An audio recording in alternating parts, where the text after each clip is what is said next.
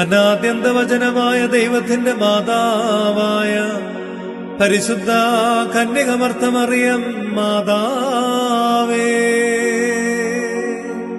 ഞങ്ങൾക്കു വേണ്ടി അപേക്ഷിക്കേണമേ.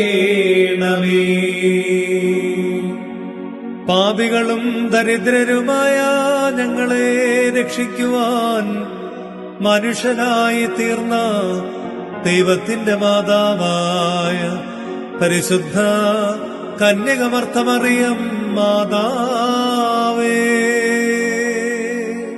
ഞങ്ങൾക്കു വേണ്ടി അപേക്ഷിക്കേണമേ.